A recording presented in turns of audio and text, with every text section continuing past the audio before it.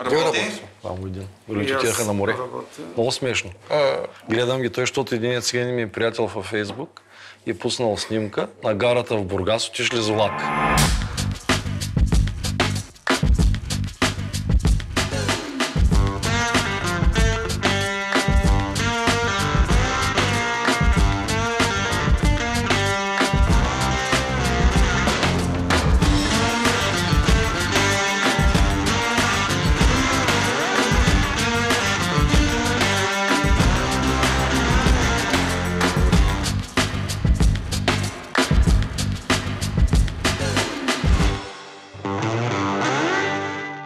Значи той, жена му, тя общо са някъде към 200 кила, плюс... Кой ще започне?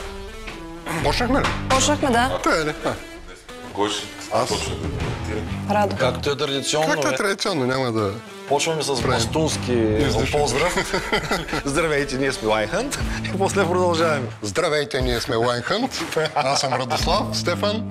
Наш гост е Стоян Геров. Здравейте. Стоян е български винар, който отиде да прави вино в Люксембург, после в Германия. За краткото време, което имаме, ще ни разкажеш и предлагам даже ударно да започнем, защото имаме доста вина да дегустираме, с едно безалкохолно пенливо розе. Степане, нищо не казвай. Нека първо Стоян да каже няколко думи за себе си. Да, ти общо взето си го каза. Накратко е точно така. Аз известно време работих в България, но от 4-5 години вече в Германия и Люксембург. 2 години на практика бях в Люксембург, в една доста голяма винарна. Първата ми винарна обаче беше в Германия. Там пристигаха вина от цял свят. Южна Африка, Австралия, Чили, Испания, Италия, откъдето се сети човек. Филтрираме, обработваме ги ден-два и заминават за големите вериги, търговски вериги. Защото това беше, което беше в началото много интересно за мен, защото имах достъп да дегустирам вина от цял свят. Да. Минавам си по резервуарите, когато нямам много работа, ми с една чашка, так, дегустирам, ми беше доста интересно да, като опит, дегустационен. Детско е, няма как да не го пробвам. След това наистина отидах в Люксембург. Най-голямата винарна в Люксембург. Общо взето Люксембург е малко позната като винарска страна. За мен беше изненада, че съществува дори люксембургска винарска школа, да, което доказва. Традиционна страна, винопроизводител, стара е Люксембург. Тя Да, днес го разбрах. произвеждат около 2 пъти по-малко от България. Да, то е голямо колкото Пазарджишка област, да кажем, нали? Столицата им Люксембург е 80 хиляди или нещо. По принцип използваме черпанска околия за сравняване. Като това не е мерилото. Старозагорска област, да кажем. Както и да е. Люксембург е доста колоритна, красива държава, много подредена, много спретната, много скъпи имоти, може би заради това, че е много малка. Едно апартаментче струва 1 милион, нали? Да, висок стандарт, малко площ, заплата. Нормално. Подредена работа, както се казва. Тая им част обаче, която е около Мозел, е винарска част. Много красиви райони. Естествено, точно както и германския Мозел, така с склонове. Вече там обаче не са толкова високи, не са толкова стръмни. Но почвите продължават да бъдат хубави, склоновете позволяват да се, бидейки доста на север и не толкова огряване от слънцето, тия склонове позволяват слънцето по-дълго да огрява. Нали? Единият ред е тук, другия е по-нависоко и т.е. по-добре се огрява. Какви сортове гледат основно? Ние може би за Люксембург, обаче като пием люксембургското вино. Сега, тук имаме безалкохолно розе пенливо. Това е в Германия. Това вече е последната ми. След Люксембург бях сега съм точно в една изба, която се занимава с бутилиране на вина на, казвано, на ишлеме. Тоест, винарните си доставят при нас виното в наливно състояние, ние го бутилираме, етикираме или както пожелаят, нали, с етикети, без етикети, с капсули, с капачки, цветове, това се отложава. Вашата цел е да направим всъщност пенливо вино от виното, което те докарват. Да, имаме два отдела, да кажем. Едните си правят само тихи вина и другите, аз, нали, където съм, правиме пенливите. Между другото, ако се върнем малко в по-назад в разговора, защото на уважаемия зрител може да му е интересно, защото той спомена за немска изба, която се занимава с бутилиране на чилийски и всякакви вина. Всъщност в Германия това е много сериозен бизнес. Те имат огромен бутилировачен бизнес, тъй като в Германия е много голям консуматор на вино. Преди факта, че е огромна държава и има няколко такива огромни бутилировачи, които купуват от цял свят вина, бутилират, копажират, стабилизират, бутилират и продават през веригите с някакви малки маржови. Всъщност това е начин на те да държат много ниски цени и да са много конкуренти на Разбира се, Германия е пазара с най-ниски цени, общо взето. Между другото, тези бутилировачи купуват и много българско вино. Или купуваха, може би. Купуваха, да. С безалкохолно вино, според вас, казва ли се на здраве или... Със всичко се казва на здраве. Добре, хайде. На здраве, добре дошъл. Здравей, мерси. Намираме се в Кикс, Шишман 22. Какъв е сорта? Сорта ми е трудно да кажа, най-вероятно е Шпет Бургундер. Това е алтернатива на немското наименование на Пино Нуар. И как стигнахме до алкохол 0? Да, така в тази изба, в която сега бутилираме вина, имаме клиенти, които поръчват такова вино. Не знам, тя от години вече върви явно тази мода с нискоалкохолни, безалкохолни напитки. И това съответно стигна и до пенливите вина, да имаме и пенливо вино без алкохол. Тук всъщност, нека сега това е важно да го поясним обаче за тези, които не гледат, че безалкохолно вино, то по принцип не може да се нарича все още вино. Европейската комисия сега предлага да може да се нарича вече този продукт вино.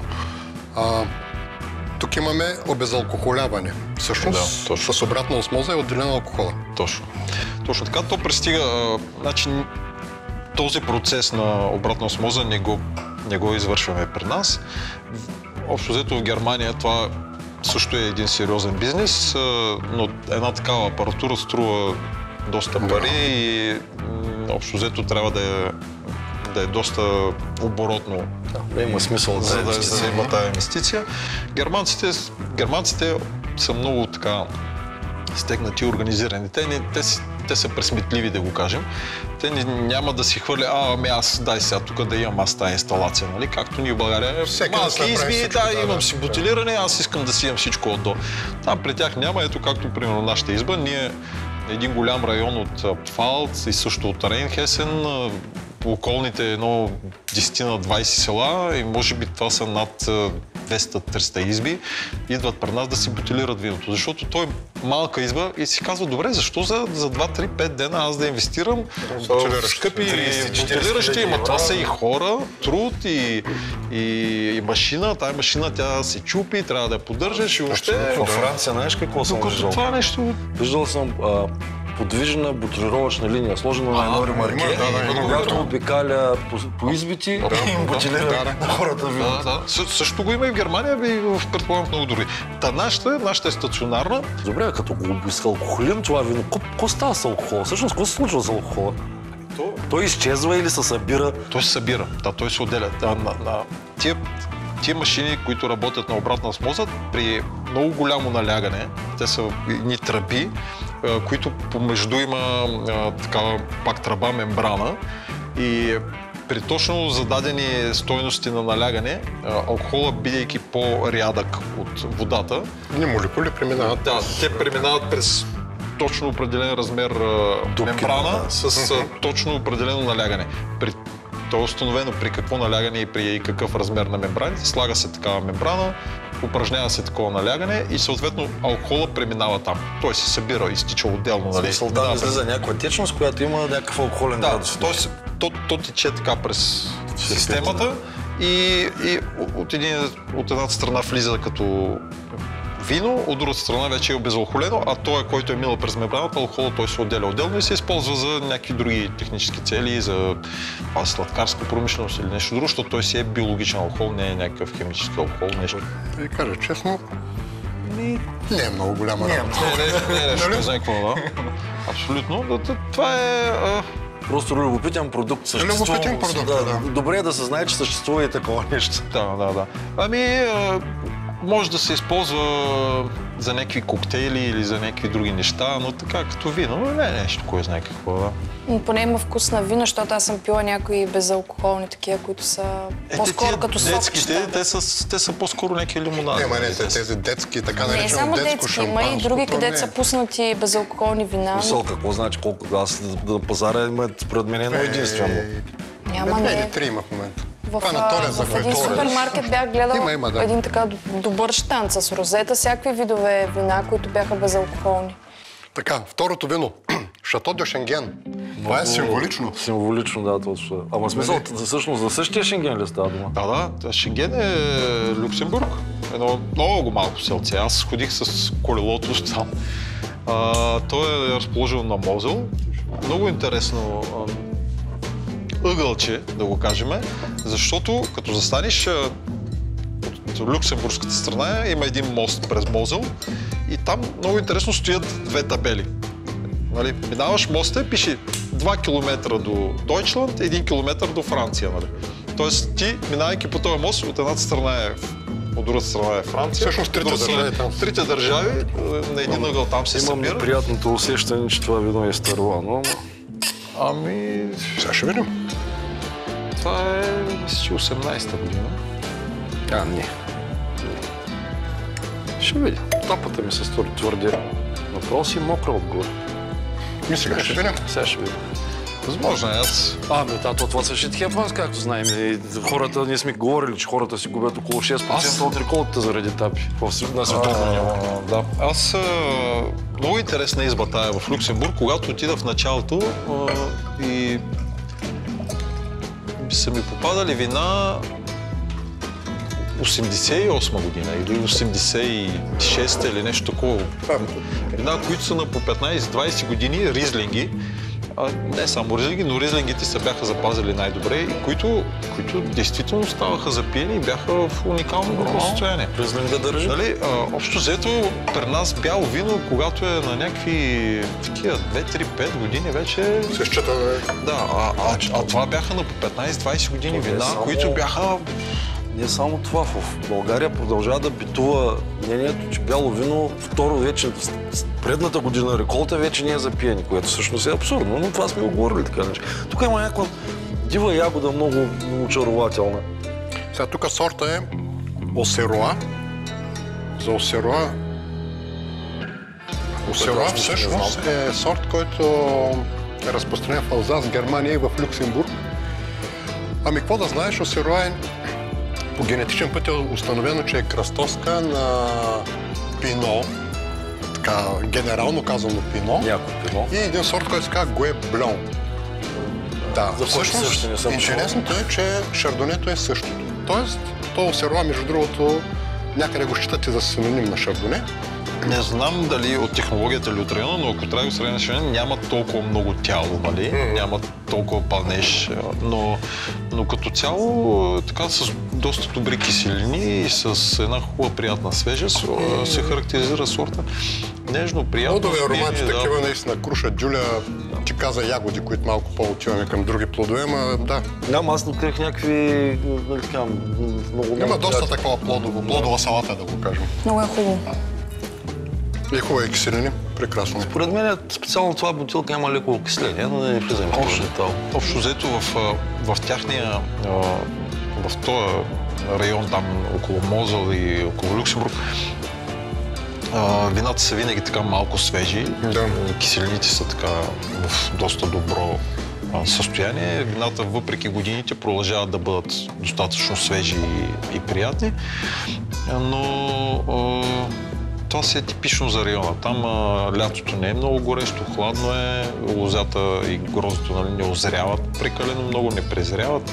При тях като те използват други единици за захари, но при тях примерно 80-90 оксер, или как го казвате това, където е тяхната мерна единица за захар, което да се равнява на на наши примерно 15-16% или нещо от този сорт, те си го считат толкова за добре това, за достатъчно зряло. Тук има някаква достатъчно захар. Има, да.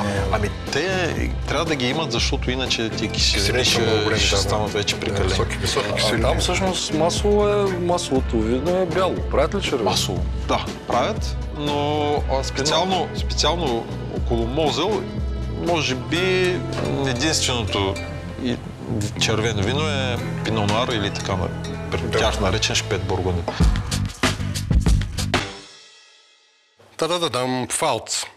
2019 Gewürztraminer. Да, Късен гроздобер. Това го бутилирахме буквално може би преди месец и той е един много готен тип това собственика. Аз общо взето, нали, много рядко ходя там в другия отдел, където са тихите вина. Занимавам се с мой дегоржаж, но понеже наскоро бях дегоржирал негово вино и той, нещо се заприказвахме с него и той отиде, взема едно вино от линията и ми го донесе. Каза, ето, вземи да се почерпиш. Много готен тип. Това е Ауслезе, да, което значи късен гроздобер. Късен гроздобер, пред повечето хора вина го свързват с полусладко вино. В случая говорим за сухо или? Ами, по принцип, да. Въпросът при тях е обаче, че те започват често пъти гроздобера твърде рано. Понякога по причина, че искат да правят шампанско, тогава започват рано. Тия вина, които ще правят шампанско, от тях трябва да са по-свежи киселини, тя ги започват рано, после другите вина и някакси така се получава един подборно бране и накрая вече това последното, което натрупва, то реално се равнява на нашето добре, на един нормален наш гроздобер. Това има много остатъчна захар. Но по принцип трябва да има и остават захарност. Колко според тебе има остатъчна захар тук? Защото това си е сладко вино. Сладко вкусово, не като юридическа категория. Не, има си. Сладко вкусово, да. Сладко ще има... 30 може би. 30 минимум ще има, да. Което влиза в коя категория? Полусладко. Но виж колко интелигентно винифициран Gewürztraminer, който не те блъска с някакви рози. Не е роза, която то Gewürztraminer е много интересен. Има минералност също. Абсолютно. Много приятен нос. Той е доста... Това е Winkelherding се казва този производител. Точно там така едно село до Вайнштрасе. Winkelherding. Winkelherdings. Съм го чул. Той е малък производител. Ами, сравнително малък, защото няма бутилиране, нали?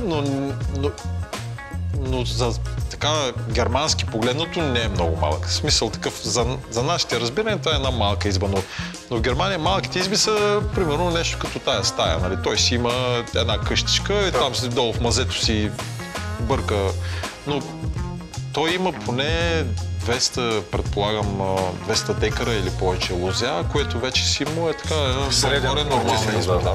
Аз много обичам да открия такъв Gewürztraminer, по принцип, който да не е брутално, нали, розов и... цветен, теменуга. Това, тия сортове, траминер, който съм опитал, понеже в тая новата ми работа, която съм, освен шампанско да правя, често се завъртаме, зект на немски, се завъртаме в лабораторията и там ние правим консултации на тия наши клиенти. Те идват, виж, тук имам проблем или пък искам да го питам, какво мислиш за това и така. Та често идват пред нас проби и това е много готино в тая моя нова работа, че мога да опитвам много вина. Те имат много различни сортове, тяхни си кръстовски, които ние тук аз въобще не бях чувал. Има, например, сега сещам един Шойребе се казва. Шойребе, да, то даже в България има. Той е един учен там в района, който го е направил тая кръстовска. Уникални аромати на прасква, на нектарина, ама уникално готино, разбираш? Да кажем, защото не сме го казали, всъщност той сега работи в, казахме, южна-западна Германия. Юго-западна, да. Значи, близо до френската граница. До френската, 70-80 км ми е до френската граница и до Елзас. И ти каза, че това също е под Кьолн. Географски говоря, за да могат хората да си го представят. Да, но на юг от Кьолн, и дори от Франкфурт на юг. Да. Може би на югозапад от Франкфурт, около 100 км от Франкфурт. Кайзерслаутърн наблизо. Манхайм, Лудвигсхафен, Там си е традиционен винарски район. Много топъл район. Значи това е един от най-топлите, може би, райони на Германия. Много добро. Какво ще кажете вие за това? Доста е сладичко. Това е сладичко, виж му носа. То виж какви киселини има, то Какви аромати, уникално гласовето. Българското население в повечето случаи смята, че Gewürztraminer е нещо, което мирише на Роза, гюл и На него му замириса на Розово роза. масло. Абсолютно се едно сме сипали вътре. Да. Това е типично за Това траминер. е софтов. Но тук Но не е дразнещо Това ни и доминира. така набиващо се. не е акцент, не е тая Да, еднопосочност, която има при нас. И Нали? която да ти убие всичко Да, останало. той има много други билки, цветя и... Минералност има. Просто превъзходно вино. Много добре, много добър баланс. Това между другото с тази... Сладкост и киселина много добре балансирани. Сладко е, да, обаче киселините пък му дават достатъчно Колко свежест. струва? Знаеш колко струва така бутилка нагоре-долу? Нямам идея, но мога да проверя, но предполагам, че ще е поне 10 евро. Да, аз така мисля, 10-15 евро може би нещо. Да, бат Радославе, да видим едно такова вино, за което и не сме попадали до сега. С какво ще го съчетаем сега това вино с тая му сладост и с другите му характеристики? А с торта. Нектарин. С един патешки дроб няма ли да го съчетаем? Патешки дроб ще му лепне. С карамелизирани... Не, виж сега. Това е просто. Да, може с някакви такива. Да съчетаеш това вино с плодове е най-лесната работа. Плодни салати за малко, някакви, да. за нещо по... Виж, Радо казва флагъра. Също сирене. ти каза патешки флаг. Ми с сирена би вървяло също, да. Горчиво с някакво такова синьо сирене, да знам. Аз Горгонзола, не. искам нещо точно, обаче не мога да сетя какво е. Еми нищо да ще се сетиш, ще така полека-лека. Виж, сега няма храна и само за храна си. Няма храна и ние направо... Смете да ме храните по тия предавания. То бива ниско бюджетно. Другия път кетеринг. Всъщност, Стоян, това му е интересното, нали, като казваме добро попадение, че Стоян, нали, ти в крайна сметка, ти като отиде, ти почна като работник в немска изба и в крайна сметка си за 4-5 години, според мен, добре ти се получиха нещата. Ами, Германия е интересна страна.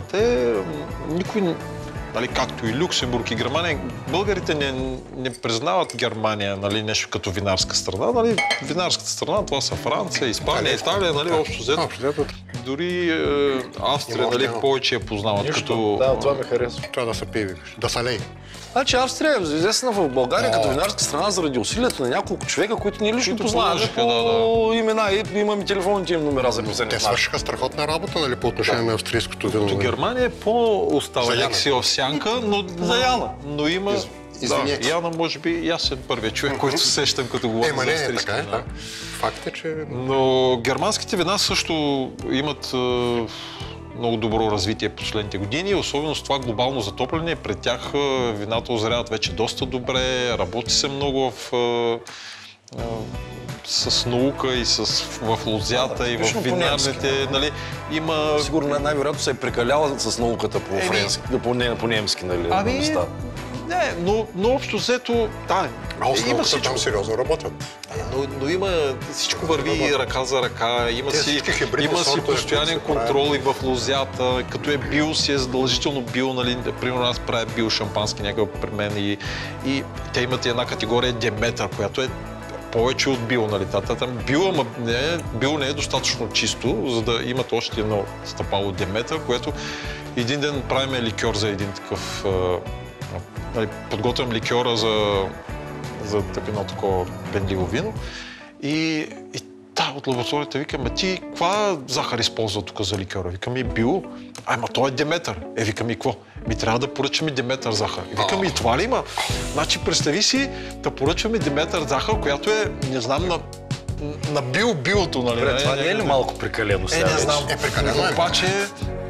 Обаче, не знам и точно каква е разликата, нали, в това. Още не съм ги разпитвал точно в какво се стои, но разбрах, че това е някаква висша степен на бил, нали. В смисъл, има си своите почитатели и това. Това, което вино съм ти донесъл после да си видите, то е такова Деметър. Екстра. Така и така говорим, че правиш някакви пенливи вина. Това ти ли си го правил? Това да. Смисъл, аз съм го дегоржирал. Добре. Това във връзка с това, което си говорихме за дегоржажа, всъщност попаднахме на човек, който е дегоржмон мастър Тоест, който прави дегоржаж, сега ще ни разкажеш как го правиш този дегоржаж. Ами да, значи от 1 ноември попаднах в тази изба. Наеха си ме като дегоржмент майстор, което какво представлява дегоржмента, ако трябва да обясним на хората. Шампанското, шампанизираното вино, което се произвежда по класически метод, шампански метод, ферментацията протича тук вътре в бутилката. Всяка бутилка си е отделен ферментатор, там си протича ферментацията. За да може да го наречем, да влезе в тази категория езекнали или произведено по класически метод, то трябва 9 месеца да стои след ферментацията си в тази бутилка. Извинявай само секунда. Значи, ето в епизода, който говорихме за пенливите вина с Евросия, ние не споменахме Германия изобщо като производител на пенливи вина. Може ли? Не, споменахме, ама много бегло. Аз може би на ум. Може би на ум, защото в кадър никой нищо не каза. И даже един път споменаваме само Испания, кавата за 3 секунди, плако. А германци също са голям играч на този пазар. Много голям. Особено откакто българска кръв се влява. Това е сувиньон, между другото. Така ли? Хубав цвят.